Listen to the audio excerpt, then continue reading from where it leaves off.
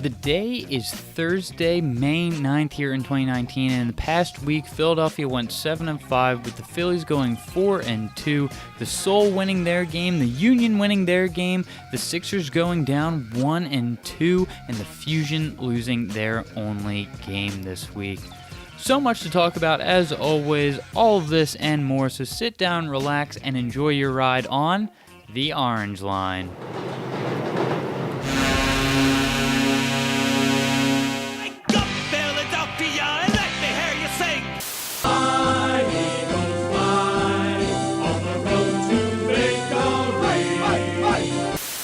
He had high hopes.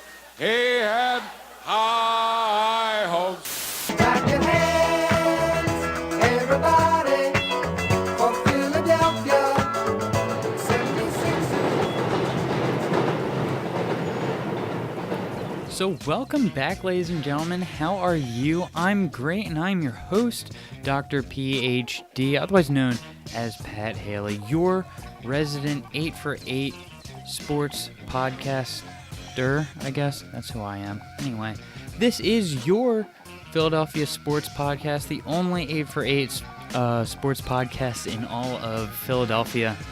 And yeah, it's absolutely great to be here as always.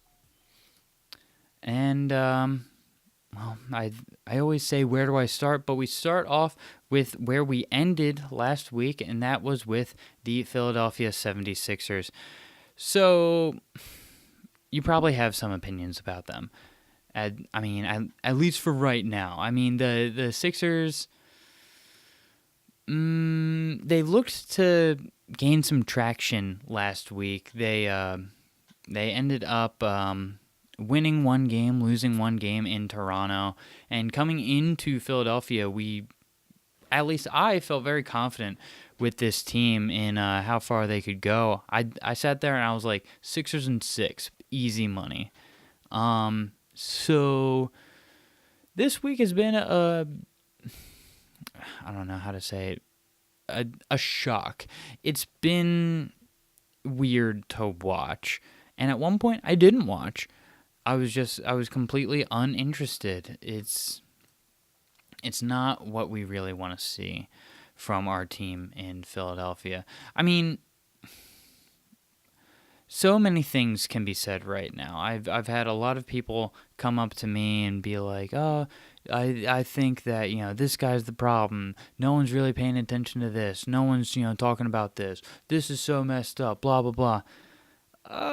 And well, some of them are worth talking about, but others, not really so much. But let's get into it. So one of the things that I keep hearing is pretty much like who to blame for what's been going on with the 76ers. And I can't really put the blame on anyone. I mean, a lot of people want to point out that Joel Embiid hasn't been being Joel Embiid, and it seemed like some people I talked to, now in my opinion, they're a little crazy, but some people I talked to said something along the lines of that it's so awful that Joel Embiid would get sick at a time like this in the playoffs. Doesn't he know how important it is? Why isn't he eating better foods, and why isn't he being smarter about blah, blah, blah? Like, the dude got sick. I feel like, I won't say it's excusable, but like, he got sick, so why is that the worst thing in the world for a human being to be a human being? He just got sick at an unfortunate time. It's something that I don't want to see, absolutely, but it's something that is, something that these people have to deal with. So I can't put the blame on JoJo, and then people say Jimmy Butler. Well, for the last 2 games, Jimmy Butler has led the team in scoring, and he's one of those players who can step up whenever he needs to, and has stepped up when he needed to. So, I'm not really going to throw it on Jimmy. And, JJ, he's JJ. He's a good starter. We have a great starting 5. It's just, I won't say that it was on him to win the games anyway. He should be draining more shots, in my opinion, but that's just because I want to see my boy, go off. And Tobias Harris, well, again, he's in my mind, he's a bit like JJ in the sense that, like, there are three people on this team that are necessarily looked at as these are the guys. Either the guys that are going to carry us to the win. The offense is going to be played around them. They're going to pretty much be in control of the game. And, well, Tobias isn't one of them. But not being able to score points in the fourth quarter, like that game on Sunday, yeah, that's not going to fly with me. You gotta score, especially in this big of a game, that late in the game. Only 2 points from you and Ben Simmons.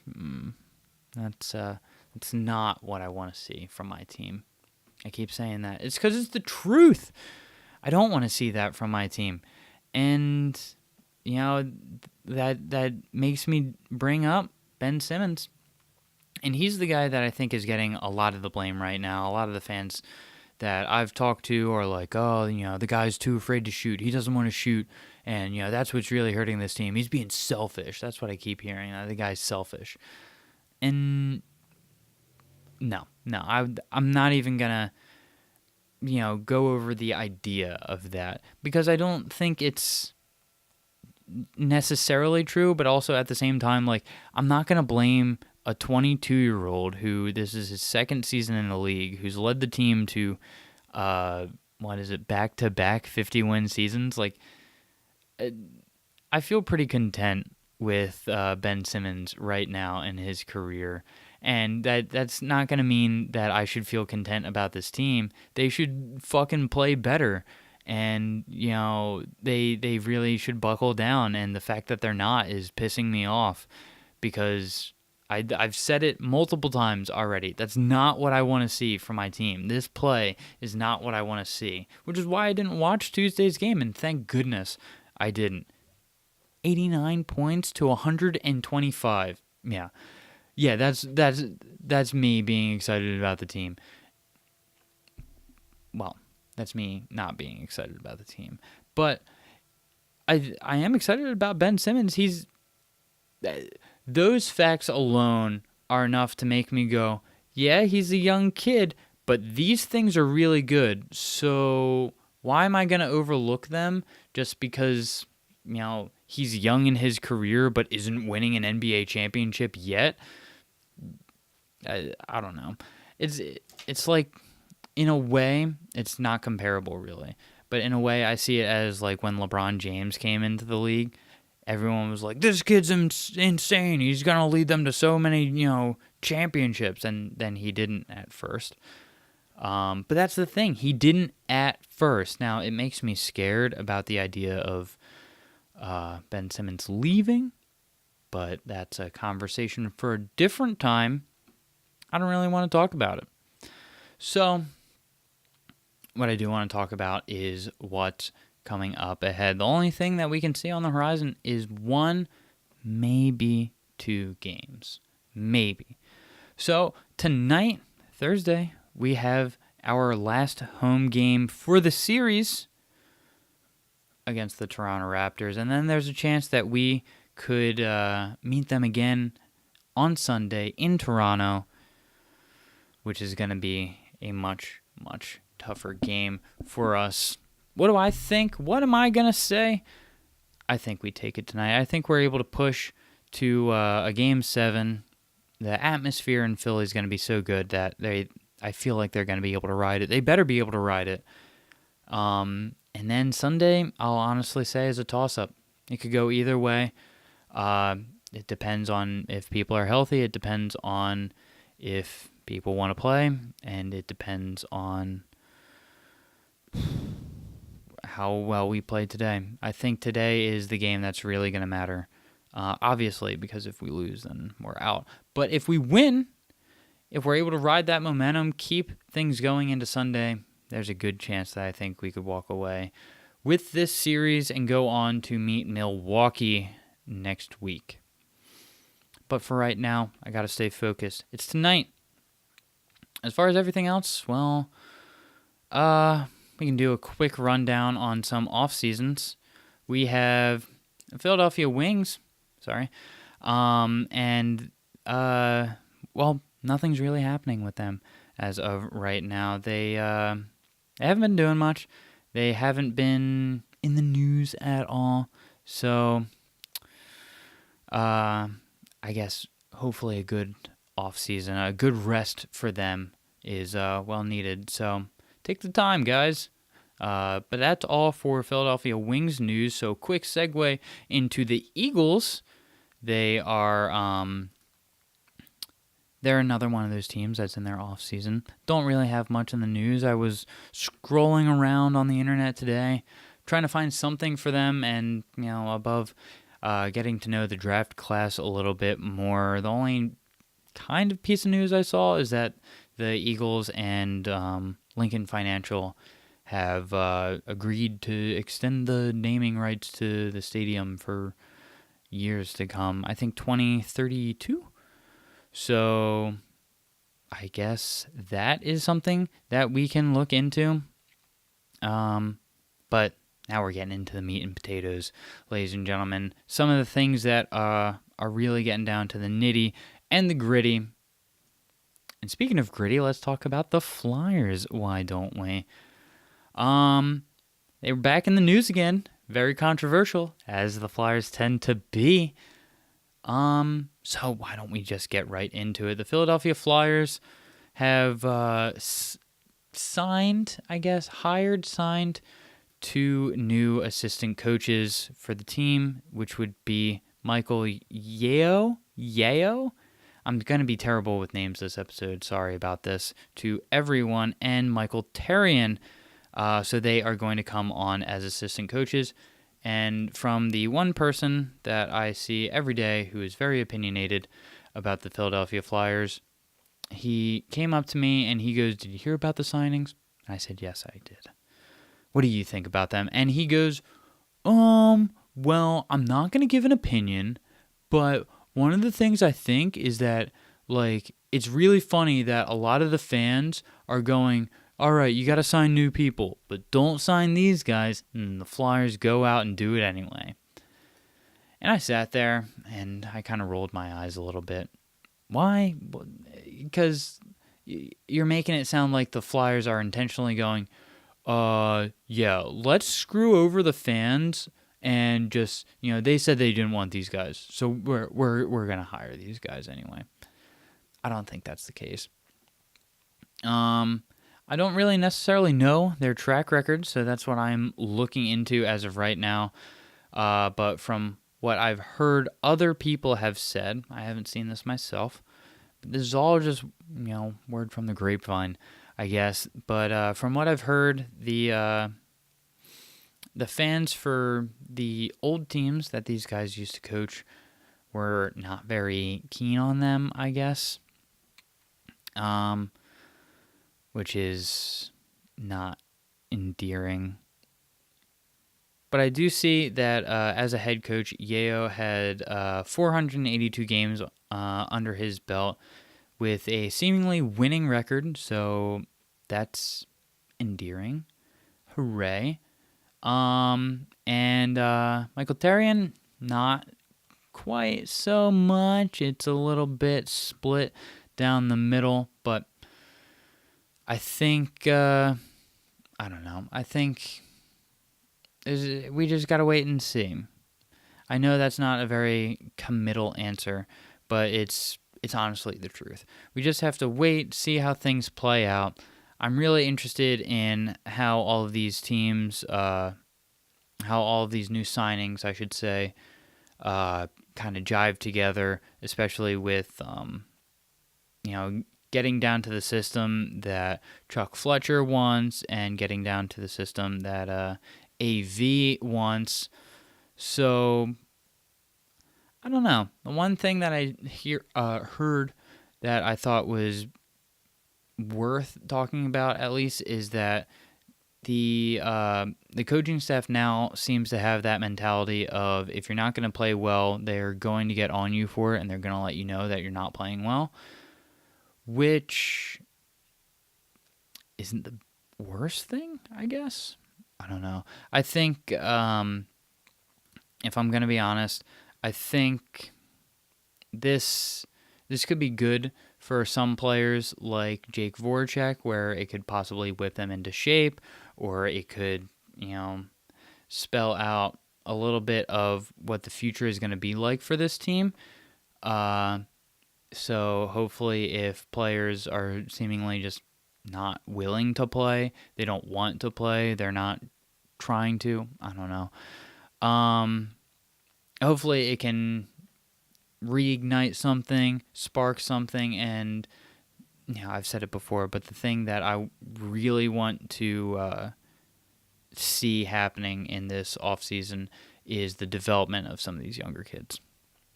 I think it's important. I think it's needed. But that's been all of the Flyers news. I just know that a lot of people are not the most happy with it. I really don't get it.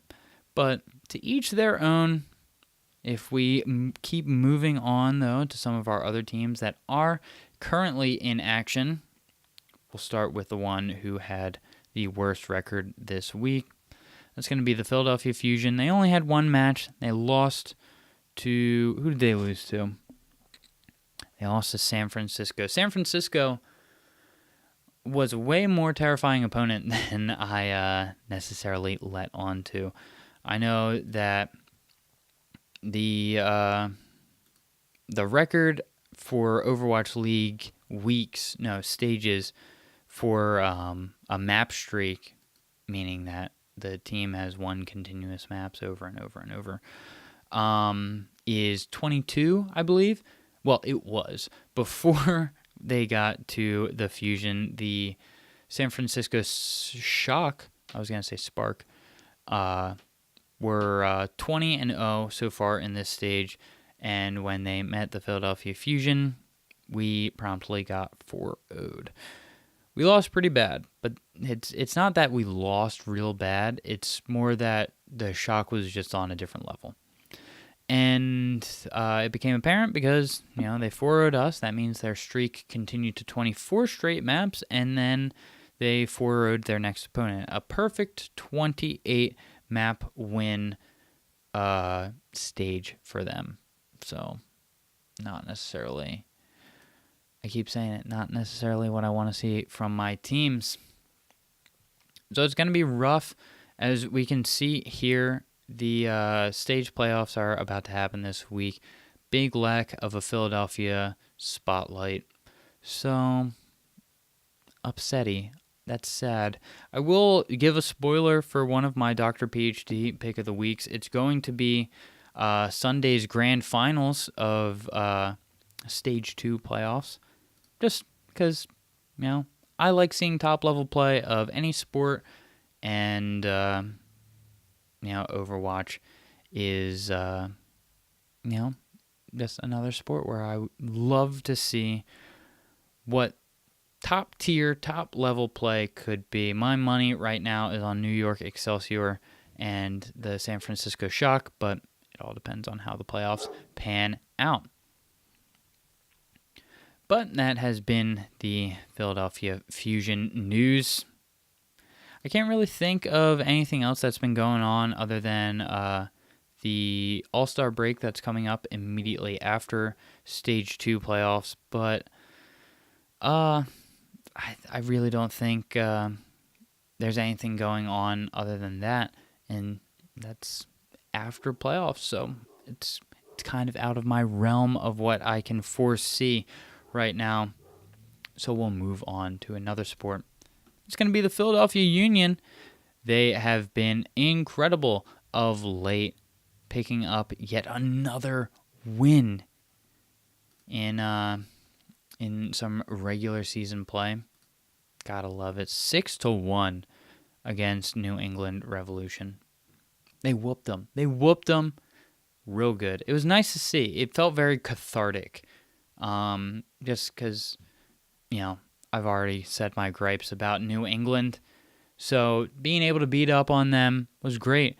6 goals. I believe, if I can remember them off the top of my head, it was Jack Elliott, David Acom,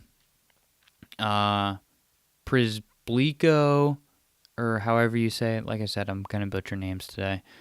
2 were scored by someone. Santos, I believe. Yeah, 2 were scored by Santos, and the last one of the game was scored by David Acom, who, in a bit of sad news, has been traded away, I think, to Cincinnati. Don't quote me on that. You should. I mean, I should probably know, but he was traded away for a nice chunk of change, which meant that there was a spot open on the roster, which means that the Union have signed a new player. It is a player from the what's the name of the team? The Steel. I forget the whole thing. FC Bethlehem, I think. The Bethlehem Steel. But I think his name is Mickey Nigalina. I don't know. Someone from the team, a midfielder, someone who can possibly fill David Acom's spot. I did see a pretty sweet highlight this past week from him, which I'm trying to pull up as of right now. But yeah, it's been a fun ride with David, and hopefully we get to see more high level play. Like I continue to say, love me some high level play from our teams. And right now, the Union are just they're playing insane. They're playing insane ball. We can take a look ahead. On Saturday, they are going to be playing away in Toronto. So, big week for Philadelphia and Toronto this week. One thing I do want to point out is we are not the best team at home. If we go over to the standings real quick, take a quick look, we can see that as an away team, the Union are 1-2-2. So hopefully we can bring that record up a little bit, even it all out, and prove that it's not just us at home, it is us anywhere. We can be a great threat. So it's going to be interesting. I'm not sure if the Union have announced whether or not they are going to be playing or fielding Mickey, or if he's at least going to be on the bench, or what's going to be happening. But if he is a possibility of playing, it'd be interesting to see him play in the MLS. And as for David, good luck to you. We wish you the best on all of your future endeavors here from the Orange Line. And I don't know what more I can say about that, but great stuff from the Philadelphia Union. Gotta love it. Got to love it. But we're going to keep on rolling ahead. Some more news from some of our other fantastic Philadelphia sports teams is going to be the Philadelphia Soul. I keep talking about it. They're back. God, it is so great to have this team back in play. And the fact that they're 2-0 right now. 2-0. Again, it just feels good. It feels good as I don't know, a sports fan, a Philadelphia fan. It feels good to be one of those teams, one of the better teams, one of the tippy top teams. And that's what the Soul are. And this week, a whole lot of Clash of Titans this week. This week we are going to be back at home playing against the Albany Empire, who are also 2-0. The only 2-0 teams in all of the AFL as of right now.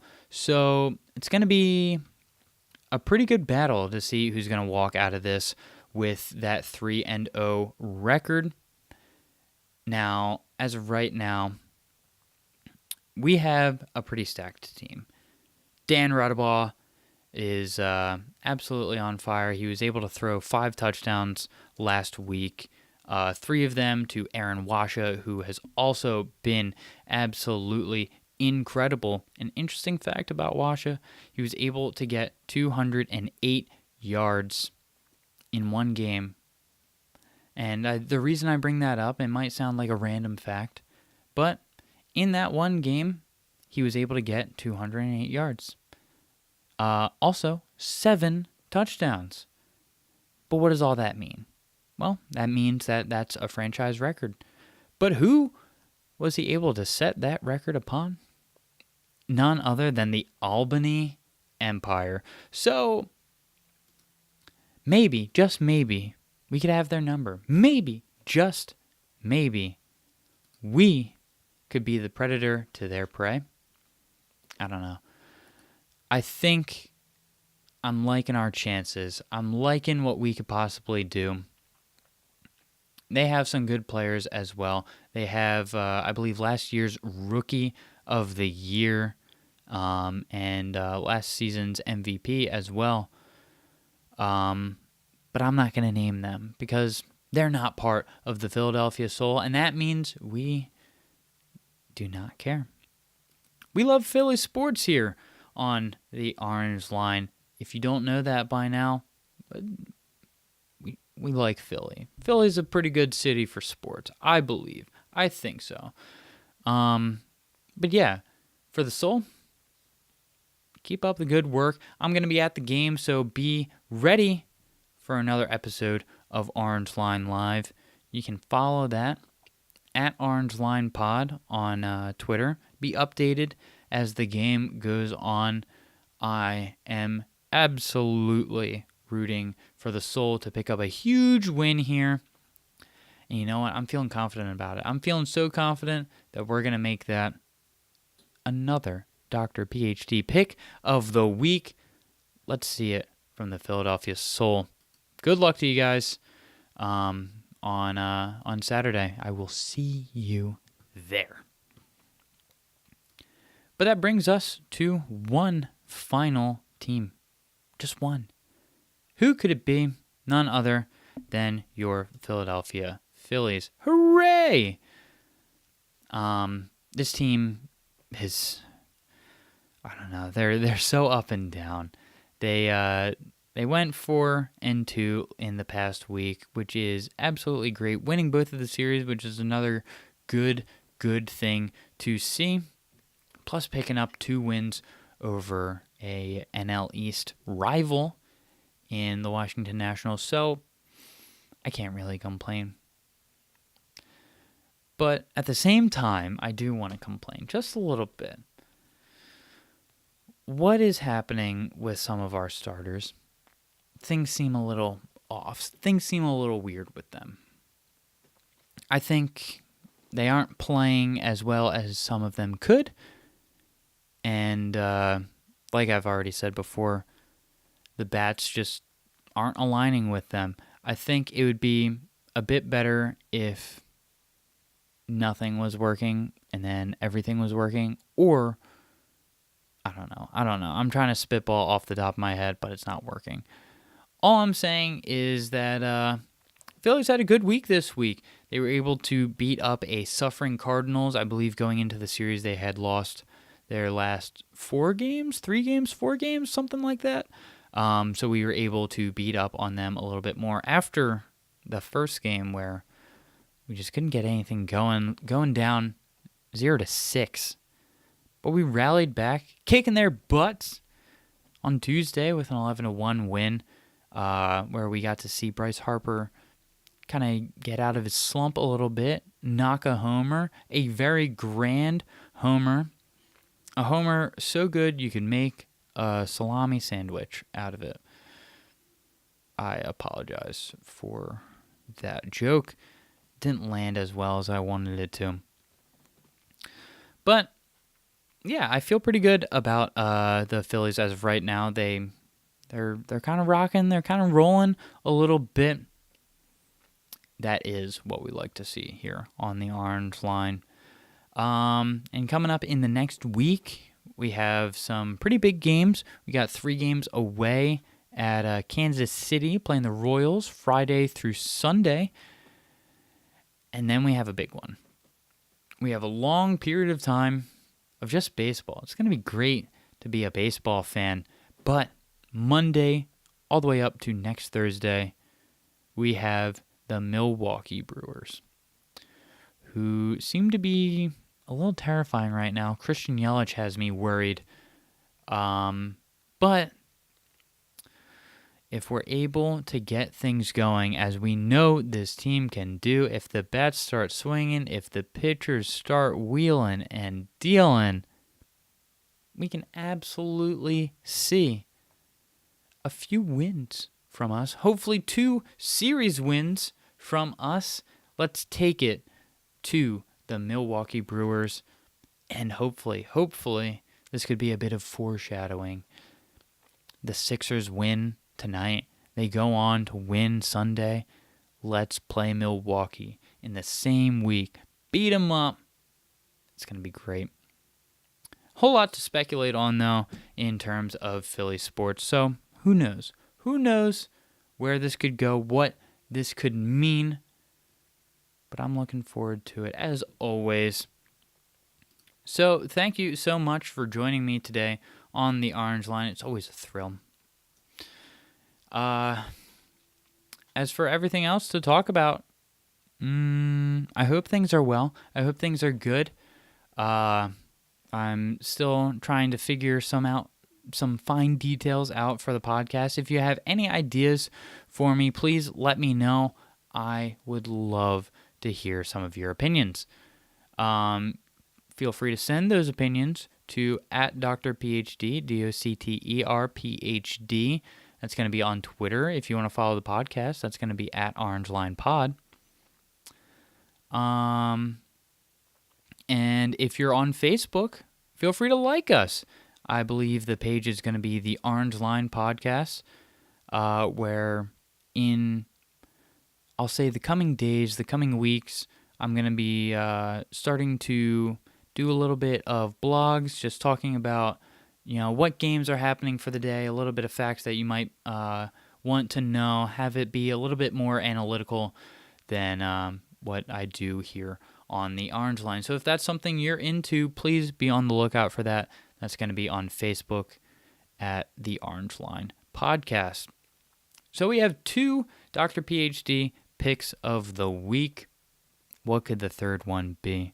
It's not going to be Monday Night Raw, because that has been poo-poo for the last little bit, and I don't believe it's going to be Grandson again either. If you listen to him, I hope you like him. I think he's really cool, got a really cool sound to him, but I'm not going to pick any more music. I'm going to go a bit more obscure, I guess. I don't know. I mean, it's going to be a video game. If you haven't gone out and played Plants vs. Zombies Garden Warfare 2, I believe, you should do it. It's a really fun game. It's a game that I admittedly always forget about it, and whatnot. But, yeah. It's very fun.